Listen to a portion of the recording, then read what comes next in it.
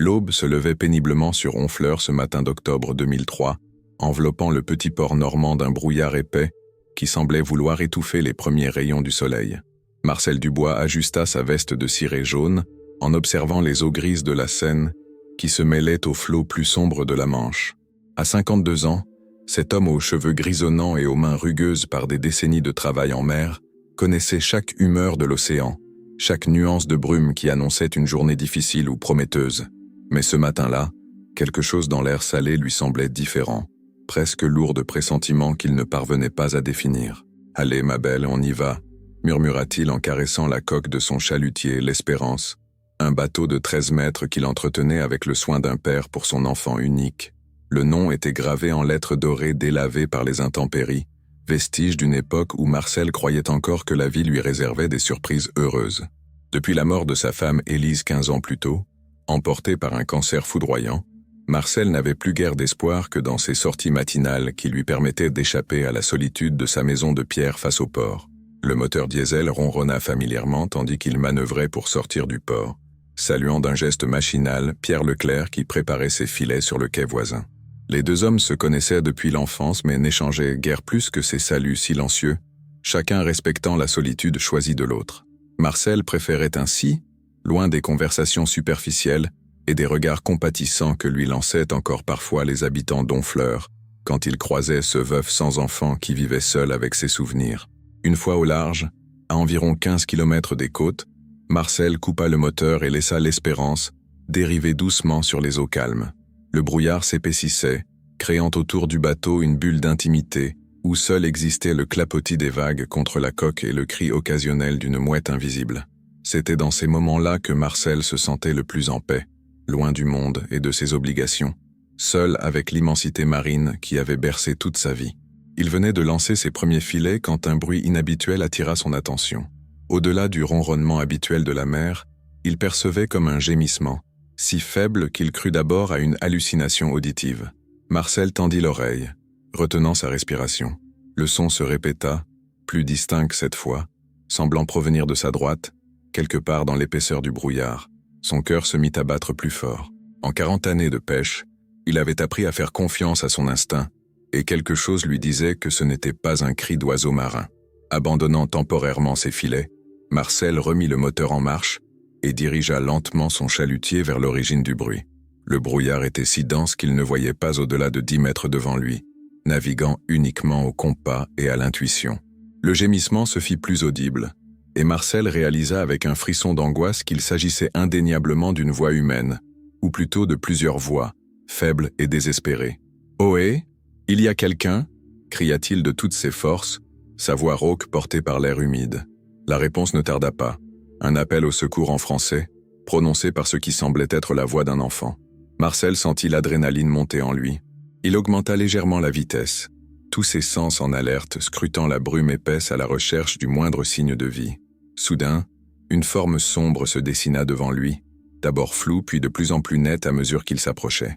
C'était un canot de sauvetage orange, du type utilisé sur les grands navires commerciaux, qui dérivait lentement au gré des courants. Marcel coupa immédiatement le moteur et se rapprocha prudemment. À l'intérieur de l'embarcation, il distingua 2 silhouettes recroquevillées, 2 enfants, visiblement épuisés, qui le regardaient avec des yeux écarquillés, mêlant terreur et soulagement. L'aîné, un garçon d'une 12aine d'années aux cheveux châtains ébouriffés par le vent et le sel, tenait contre lui un plus petit, probablement son frère, qui ne devait pas avoir plus de 8 ans. Leurs vêtements trempés collaient à leurs corps amaigris, et Marcel remarqua immédiatement leurs lèvres bleuies par le froid et leurs tremblements incontrôlables. Combien de temps avait-il dérivé ainsi, seul sur cette mer impitoyable ? « N'ayez pas peur, je vais vous aider », dit Marcel d'une voix qu'il s'efforça de rendre rassurante malgré son propre trouble. Il manœuvra habilement pour approcher son chalutier du canot sans risquer de l'endommager, puis lança une corde qu'il fixa solidement. Avec des gestes précis mais délicats, il hissa d'abord le plus petit des 2 enfants à bord de l'Espérance. Le garçonnet était si léger que Marcel eut l'impression de soulever une plume. Ses grands yeux bleus, d'une intensité troublante, ne quittèrent pas le visage du marin, comme s'il cherchait à percer ses intentions. « Comment tu t'appelles, petit ?» demanda Marcel en enveloppant l'enfant dans une couverture de laine qu'il gardait toujours à bord. « Théo. » murmura le garçon d'une voix à peine audible, avant d'ajouter en désignant son frère encore dans le canot. Et lui, c'est Lucas. Lucas, l'aîné, accepta l'aide de Marcel avec une méfiance visible.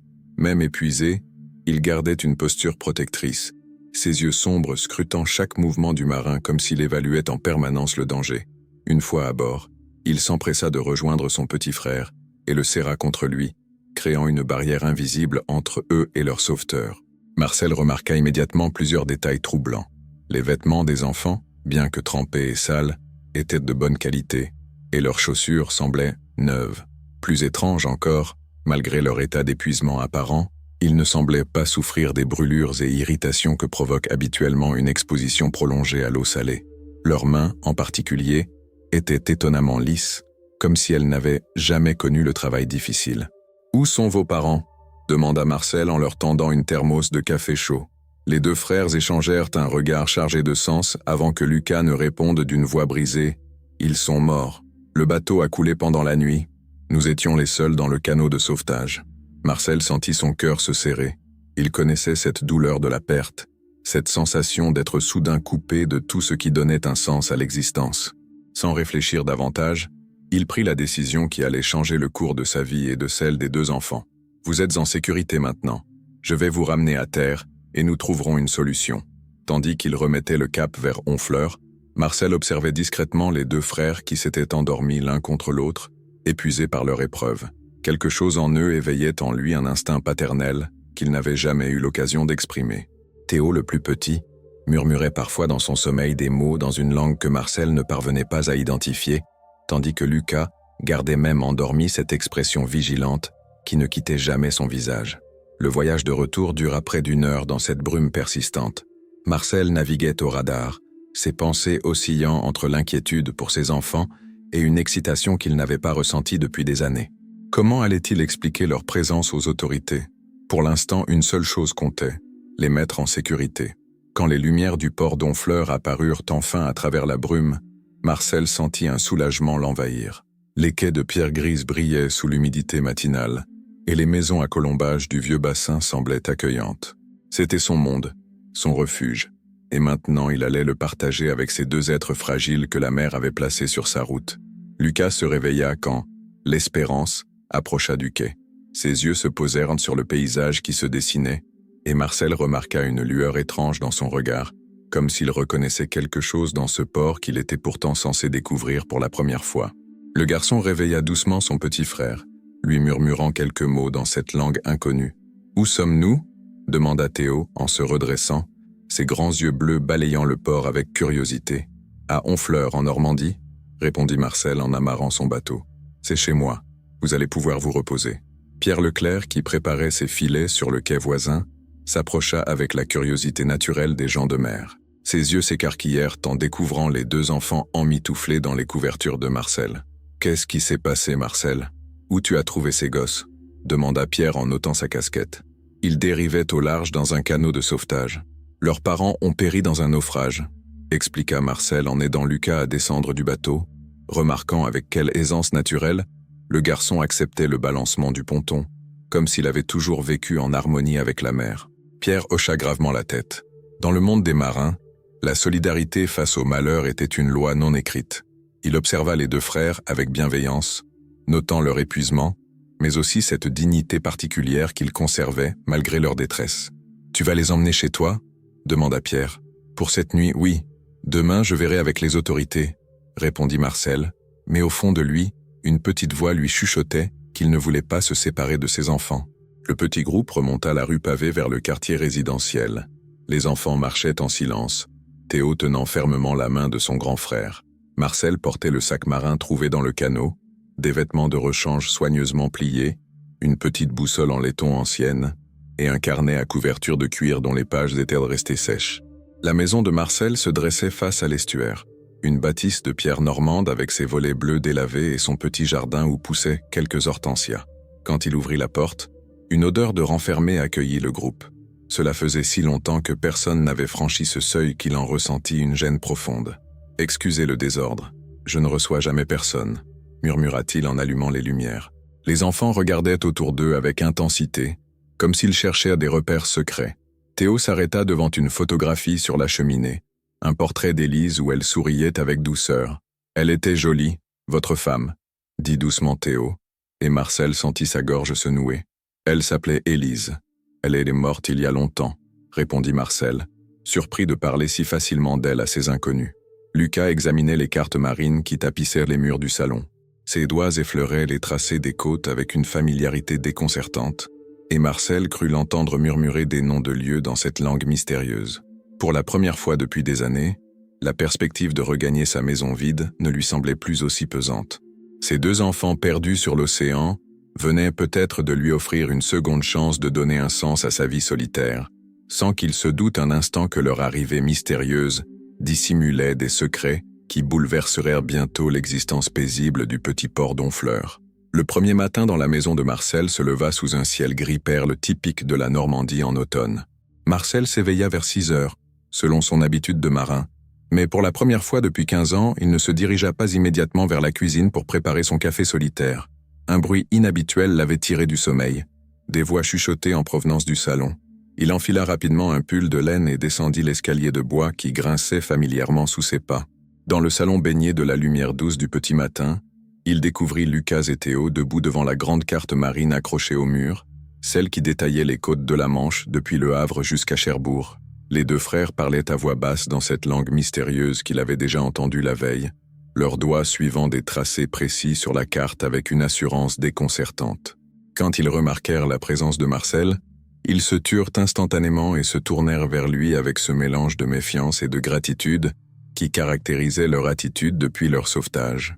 « Vous êtes réveillé tôt », dit Marcel d'une voix douce en s'approchant. « Vous avez bien dormi ?»« Oui, monsieur », répondit Lucas avec une politesse qui semblait naturelle chez lui, mais ses yeux sombres ne quittaient de pas le visage du marin, comme s'il cherchait constamment à déchiffrer ses intentions.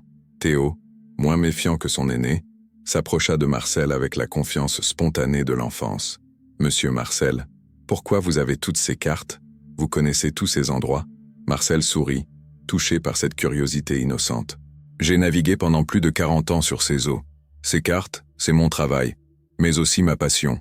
Elles racontent l'histoire de la mer et de ceux qui y travaillent. » Lucas s'était rapproché et observait maintenant une carte particulière, celle des abords de Honfleur, avec une intensité troublante. « Ces rochers-là, dit-il en pointant un groupe d'écueils au large, ils sont dangereux la nuit ?» Marcel fronça les sourcils, surpris par la précision de la question.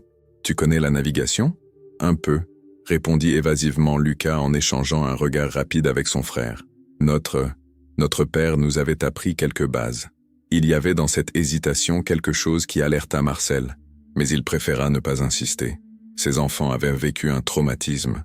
Il était normal qu'ils aient du mal à parler de leur passé. Il se dirigea vers la cuisine, suivi par ses 2 jeunes invités qui découvrirent la maison avec une curiosité mêlée de circonspection. La cuisine de Marcel reflétait sa vie de célibataire, fonctionnelle mais austère, avec ses casseroles bien rangées, et sa table en bois massif qui n'avait accueilli qu'un seul couvert pendant des années. Ce matin-là, pour la première fois depuis la mort d'Élise, Marcel mit 3 assiettes sur la table, 3 tasses, 3 sets de couverts. Ce geste simple lui procura une émotion inattendue, comme s'il redonnait vie à une maison qui avait oublié le rire et les conversations. « Qu'est-ce que vous aimez au petit déjeuner ?» demanda-t-il en ouvrant les placards, réalisant soudain qu'il n'avait que du café, du pain de la veille et un peu de confiture. « Nous ne sommes pas difficiles », répondit Théo avec un sourire qui illumina son visage fin. « À la maison, nous... » Il s'interrompit brutalement, ses joues rougissant comme s'il avait commis une erreur. Lucas posa immédiatement une main protectrice sur l'épaule de son petit frère. « Nous mangeons de tout », dit-il fermement, coupant court à toute question que Marcel aurait pu poser. Pendant qu'ils prenaient leur petit déjeuner dans un silence entrecoupé de conversations prudentes, Marcel observait discrètement ses 2 protégés. Malgré leur jeune âge et leur situation difficile, ils faisaient preuve d'une éducation remarquable. Ils tenaient correctement leur couvert, ne parlaient pas la bouche pleine, et remerciaient pour chaque service rendu. Leur manière trahissait une origine sociale aisée, ce qui rendait leur présence sur ce canot de sauvetage encore plus mystérieuse. Vers 9 heures, des coups frappés à la porte interrompirent ce moment de paix domestique. Marcel alla ouvrir et découvrit sur le seuil Brigitte Moreau, l'institutrice du village, accompagnée du maire d'Honfleur, Henri Dupont. Brigitte était une femme d'une 50aine d'années au regard vif et bienveillant, connu pour son dévouement aux enfants en difficulté. Henri, lui, approchait de la retraite et gérait les affaires du village avec la sagesse de l'expérience. « Marcel, nous avons appris par Pierre ce qui s'est passé hier, » dit Brigitte d'emblée. « Comment vont ces pauvres enfants ?»« Entrez, entrez, » répondit Marcel en s'effaçant pour les laisser passer. « Ils vont mieux, mais... » Il n'eut pas le temps de finir sa phrase. Lucas et Théo étaient apparus dans l'encadrement de la porte de la cuisine, et Marcel remarqua immédiatement leur changement d'attitude. Toute la confiance timide qu'ils avaient commencé à lui témoigner avait disparu, remplacée par cette méfiance instinctive qu'ils manifestaient face aux inconnus. Théo se rapprocha de son grand frère, qui l'entoura instinctivement de son bras protecteur. « Bonjour les enfants », dit Brigitte avec la douceur professionnelle qu'elle employait avec tous les élèves de son école. « Je suis Madame Moreau, l'institutrice du village. Nous sommes venus voir si vous alliez bien et si vous aviez besoin de quelque chose. » Lucas inclina poliment la tête, mais ne répondit pas. Théo, lui, fixait les visiteurs avec ses grands yeux bleus, et Marcel crut y voir passer une lueur d'inquiétude, comme si l'arrivée de ces adultes officiels représentait une menace. « Nous devons parler des formalités, » dit Henri Dupont avec la prudence d'un homme habitué aux situations délicates. « Ces enfants ont besoin de papiers, d'une situation légale. Il faut contacter les services sociaux, peut-être la gendarmerie pour signaler leur situation. » À ces mots, Marcel vit Lucas se raidir perceptiblement. Le garçon échangea un regard rapide avec son frère, un regard chargé d'une communication silencieuse qui échappa aux adultes, mais que Marcel commençait à reconnaître. « Pourrions-nous en discuter dehors ?» suggéra Marcel, comprenant instinctivement que cette conversation inquiétait les enfants. Ils sortirent dans le petit jardin face à la mer, laissant Lucas et Théo dans le salon. Marcel ferma soigneusement la porte derrière lui, mais à travers la fenêtre, il voyait les deux frères qui les observaient avec une attention soutenue. « Marcel, vous ne pouvez pas garder ces enfants sans procédure légale, » expliqua Henri avec bienveillance. « Il faut d'abord vérifier s'ils ne sont pas recherchés quelque part, si des familles ne les cherchent pas. Et puis, il y a la question de leur scolarisation, de leur santé. »« Je comprends, » répondit Marcel, mais sa voix trahissait une réticence évidente. Cependant, ils viennent de vivre un traumatisme terrible. Ne pourrait-on pas attendre quelques jours avant de les bouleverser encore ? Brigitte posa une main compréhensive sur son bras. « Marcel, personne ne veut leur faire du mal. Mais ces enfants ont des droits et nous avons des devoirs envers eux. Il faut au minimum qu'un médecin les examine, qu'on s'assure qu'ils vont bien physiquement et psychologiquement. »« Et s'ils n'ont plus de famille ? S'ils n'ont nulle part où aller ?» demanda Marcel, et ses compagnons comprirent que cette question touchait au cœur de ses préoccupations. « Dans ce cas, les services sociaux chercheront une famille d'accueil appropriée, » répondit Henri. « Vous pourriez peut-être postuler, Marcel. Vous avez montré hier que vous aviez du cœur et du bon sens. » Marcel hocha la tête, mais au fond de lui, une angoisse grandissait. Et si les autorités décidaient qu'un vieux marin célibataire n'était pas la personne idéale pour s'occuper de deux enfants? Et si on lui enlevait ces êtres qui, en moins de 24 heures, avaient redonné un sens à sa vie solitaire? Quand ils rentrèrent dans la maison, ils trouvèrent Lucas et Théo exactement où ils les avaient laissés. Mais Marcel eut l'impression qu'ils avaient bougé, qu'ils avaient peut-être tenté d'écouter leur conversation. Cette intuition fut confirmée par l'expression de Lucas, plus fermée encore qu'auparavant, et par la façon dont Théo se serrait contre son frère, comme s'il cherchait une protection. « Les enfants, » dit Brigitte avec douceur, « nous aimerions juste nous assurer que vous allez bien. Demain, un médecin viendra vous voir, juste pour vérifier que vous êtes en bonne santé. Et puis, il faudra qu'on discute de votre situation, de ce que vous voulez faire. Nous voulons rester ici, » dit soudain Théo d'une voix claire qui surprit tout le monde par sa détermination. « Monsieur Marcel est gentil avec nous. » Lucas serra la main de son petit frère, mais Marcel vit dans ses yeux quelque chose qui ressemblait à de la résignation, comme s'il s'attendait à ce que leur bonheur fragile ne dure pas. 3 semaines s'étaient écoulées depuis l'arrivée des deux frères chez Marcel, et la maison face à l'estuaire avait retrouvé une vie qu'elle n'avait pas connue depuis des années. Le docteur Lemaire était venu examiner Lucas et Théo, les déclarant en parfaite santé malgré leur épreuve en mer. Les formalités administratives avançaient lentement, comme souvent dans les petites communes, et Marcel avait obtenu un sursis temporaire pour garder les enfants en attendant qu'une solution permanente soit trouvée. Ce matin d'octobre particulièrement venteux, Marcel observait Lucas depuis la fenêtre de sa cuisine. Le garçon se tenait sur la jetée, face aux vagues qui se brisaient contre les rochers avec une violence inhabituelle. Depuis une semaine, Lucas avait pris l'habitude de se poster là chaque matin scrutant l'horizon avec une intensité troublante, comme s'il attendait quelque chose ou quelqu'un. Ses cheveux châtains fouettés par le vent lui donnaient un air sauvage, qui contrastait avec la politesse réservée qu'il manifestait en présence des adultes. « Il regarde encore la mer », dit Théo en rejoignant Marcel près de la fenêtre, une tartine de confiture à la main. Marcel remarqua que le petit garçon avait perdu cette expression d'inquiétude permanente qui marquait son visage les premiers jours. Théo s'était adapté avec une facilité déconcertante à leur nouvelle vie, aidant Marcel dans les tâches domestiques, découvrant avec émerveillement les livres de la bibliothèque et se montrant d'une curiosité insatiable pour tout ce qui concernait Honfleur et ses habitants. « Tu sais pourquoi ton frère fait ça ?» demanda Marcel en posant une main paternelle sur l'épaule de Théo. L'enfant hésita un moment, ses grands yeux bleus reflétant un conflit intérieur. « Lucas dit qu'il ne faut pas oublier d'où on vient, » répondit-il finalement. « Mais moi, j'aime bien être ici avec vous. » Cette réponse troubla Marcel plus qu'il ne voulait l'admettre. Il y avait dans les paroles de Théo une innocence qui contrastait avec les allusions mystérieuses de son frère. Depuis leur arrivée, Lucas laissait parfois échapper des phrases énigmatiques sur leur passé, des références à des lieux que Marcel ne parvenait pas à identifier, des mentions de « chez nous » qui ne correspondaient à aucune description géographique précise.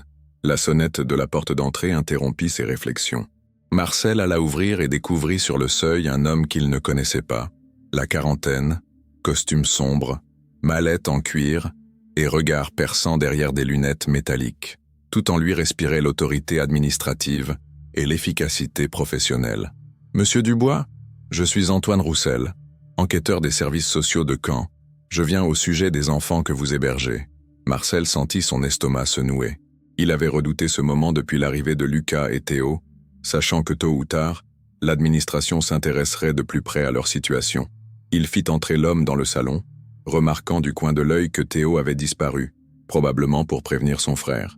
« Monsieur Dubois, je dois vous dire que votre dossier nous pose quelques problèmes, » commença Roussel en sortant plusieurs documents de sa mallette. « Nous avons mené des recherches approfondies concernant les enfants Lucas et Théo, et nous n'avons trouvé aucune trace de naufrage correspondant à leur histoire dans les semaines précédant leur découverte. » Marcel sentit le sol se dérober sous ses pieds. Comment ça, aucune trace? Aucun navire n'a été déclaré disparu ou en détresse dans les eaux de la Manche durant cette période. Aucun appel de secours n'a été enregistré.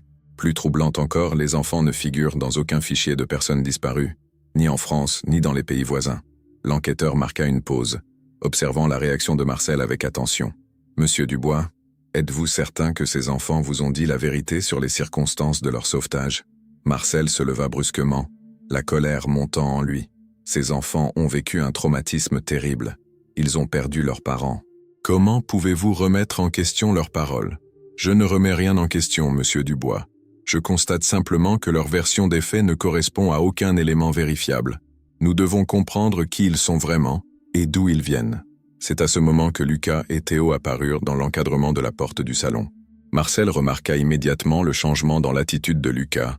Toute trace de l'adolescent qu'il était en train de devenir avait disparu, remplacée par une maturité et une méfiance qui semblaient au-delà de son âge. « Vous êtes de la police ?»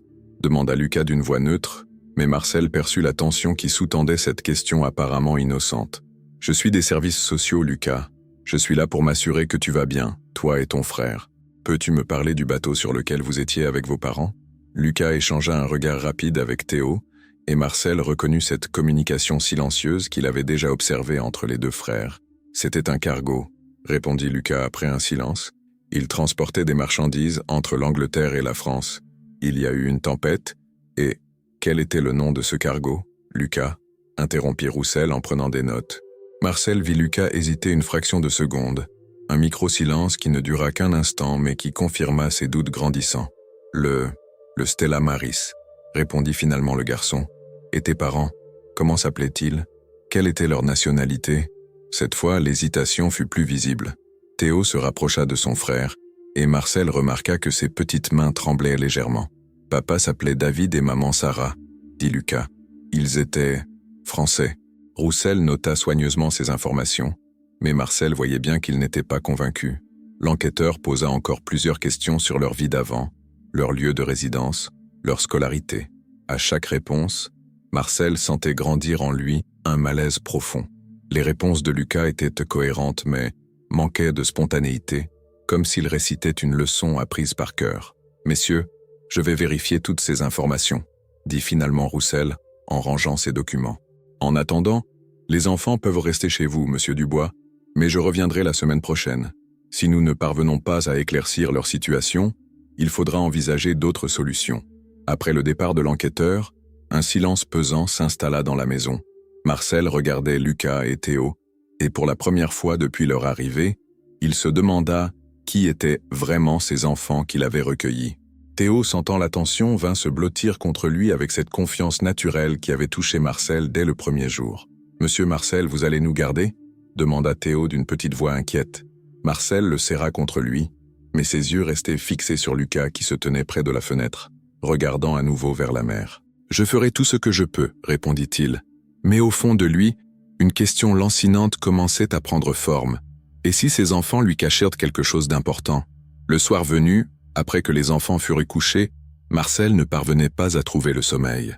Il repensait aux questions de l'enquêteur, aux hésitations de Lucas, à ces détails troublants qu'il avait choisi d'ignorer jusqu'alors. Les connaissances maritimes exceptionnelles des enfants, cette langue mystérieuse qu'ils parlaient entre eux, leur comportement étrangement mature, et si leur histoire de naufrage était un mensonge. Vers minuit, un bruit dans l'escalier l'alerta. Il se leva discrètement et entr'ouvrit la porte de sa chambre. Dans le couloir faiblement éclairé par la lune, il vit Lucas qui descendait vers le salon, pieds nus et silencieux, comme une ombre. Marcel attendit quelques minutes puis le suivit prudemment. Il découvrit Lucas assis à la table de la cuisine, une feuille de papier devant lui, écrivant quelque chose à la lueur d'une petite lampe de poche. Quand le garçon entendit les pas de Marcel, il sursauta et cacha rapidement la feuille sous un livre. « Lucas, que fais-tu » demanda Marcel doucement. « Je n'arrivais pas à dormir » balbutia le garçon, et Marcel remarqua qu'il était plus troublé qu'il ne voulait le paraître. « Qu'est-ce que tu écrivais » Lucas hésita longuement avant de répondre. « Une lettre à mes parents, pour leur dire qu'on va bien. » Cette réponse glaça Marcel. « Lucas, tes parents sont morts, tu me l'as dit toi-même. » Le garçon le regarda avec des yeux où Marcel lut soudain une détresse profonde, comme s'il portait un poids trop lourd pour ses jeunes épaules. « Monsieur Marcel, » dit-il d'une voix qui tremblait, « il y a des choses que vous ne comprenez pas, des choses qu'on ne peut pas vous dire. » Cette nuit-là, Marcel comprit que ses deux protégés gardaient un secret qui allait bien au-delà d'un simple traumatisme, un secret qui risquait de tout changer entre eux. Le lendemain de sa découverte nocturne, Marcel ne parvenait plus à regarder Lucas et Théo de la même façon. Chaque geste, chaque parole des enfants lui semblait chargée de sous-entendus qu'il n'arrivait pas à déchiffrer. Pendant le petit déjeuner, un silence pesant s'était installé, rompu seulement par les politesses d'usage et les questions pratiques du quotidien. Lucas évitait soigneusement le regard de Marcel, tandis que Théo, sensible à l'atmosphère tendue, se montrait plus silencieux qu'à l'ordinaire. Vers 10 heures, alors que Marcel réparait ses filets dans la cour, une voiture aux plaques étrangères s'arrêta devant sa maison. Un homme d'une 50aine d'années en descendit, grand, aux cheveux blonds grisonnants, portant un manteau de laine marine de coupe élégante. Ses yeux, d'un bleu perçant identique à ceux de Théo, balayèrent assez rapidement les environs avant de se fixer sur Marcel. « Monsieur Dubois ?» demanda l'inconnu avec un accent que Marcel ne parvenait pas à identifier. « Je suis Eric Lindström. Je crois que vous hébergez mes fils. » Marcel sentit son cœur s'arrêter. Ses fils? Mais Lucas avait dit que leurs parents étaient morts dans le naufrage. Avant qu'il puisse répondre, la porte de la maison s'ouvrit violemment et Lucas apparut, suivi de près par Théo. L'expression sur le visage du garçon n'était ni de la joie, ni du soulagement, mais une résignation mêlée d'appréhension. « Papa » dit simplement Lucas en s'avançant vers l'homme, et Marcel comprit dans cet instant que tout ce qu'il croyait savoir sur ses enfants était faux. Eric Lindström ouvrit ses bras et ses deux fils s'y précipitèrent. Mais Marcel remarqua que leurs retrouvailles manquaient de la spontanéité qu'on aurait pu attendre après une séparation dramatique. Il y avait dans leurs gestes quelque chose de contraint, comme s'ils jouaient une scène répétée. « Mes garçons, vous allez bien? Vous n'êtes pas blessés ?» demanda Eric en examinant ses fils avec une attention paternelle qui semblait sincère. « Nous allons bien, papa », répondit Théo, mais sa voix manquait de l'enthousiasme qu'il manifestait habituellement. Marcel s'approcha, le cœur battant, 1000 questions se bousculant dans sa tête. « Monsieur Lindström, pardonnez-moi, mais je ne comprends pas.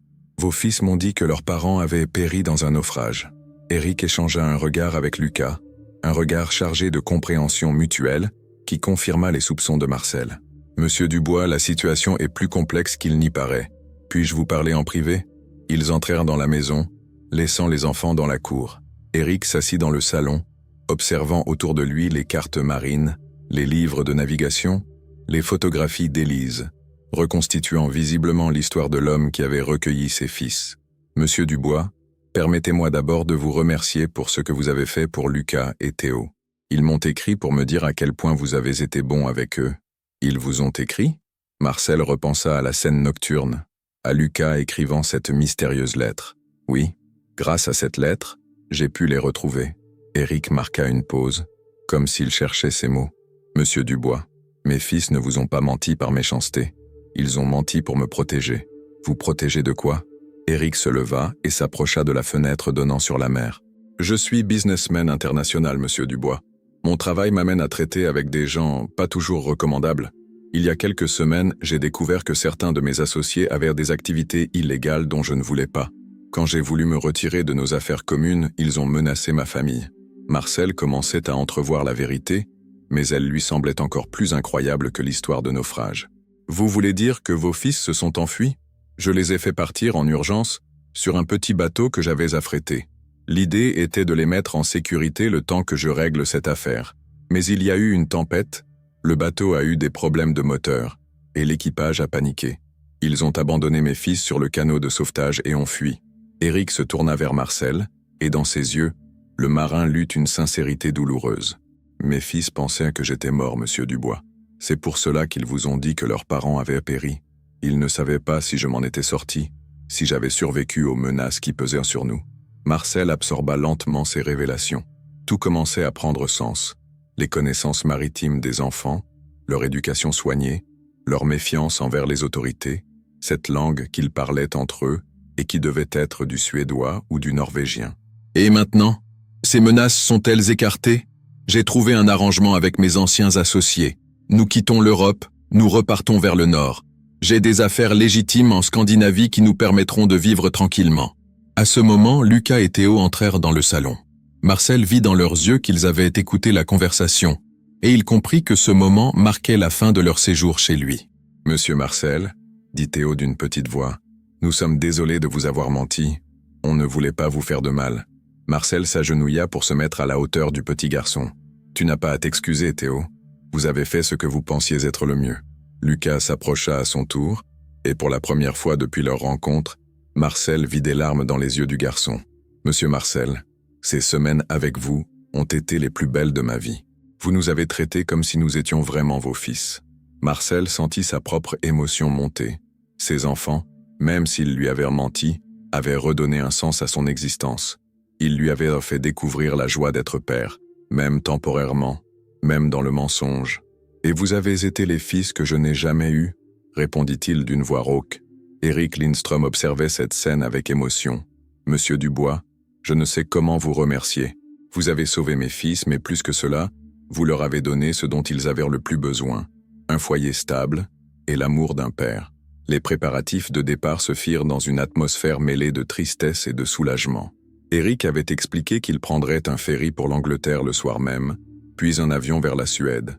Lucas et Théo rassemblèrent leurs maigres affaires, mais Marcel remarqua qu'ils laissèrent la petite boussole trouvée dans le canot. « Gardez-la, » dit Lucas quand Marcel la lui tendit, « pour vous souvenir de nous. » En fin d'après-midi, la voiture d'Éric Lindström était prête à repartir.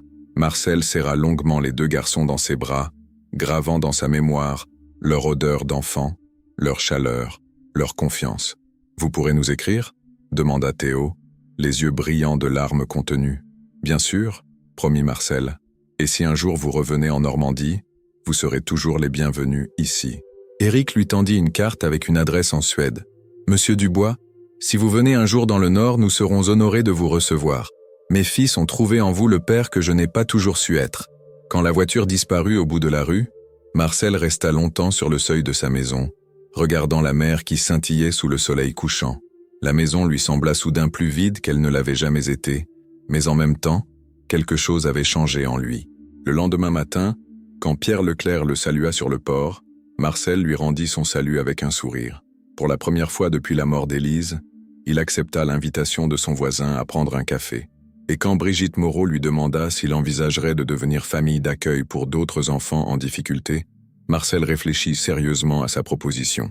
Lucas et Théo lui avaient appris que l'amour paternel ne dépendait pas des liens du sang, mais de la capacité à ouvrir son cœur à ceux qui en avaient besoin. Et dans sa maison face à la mer, la petite boussole en laiton brillait sur la cheminée, à côté du portrait d'Élise, témoignage silencieux d'une paternité inattendue qui avait transformé la vie d'un vieux marin solitaire.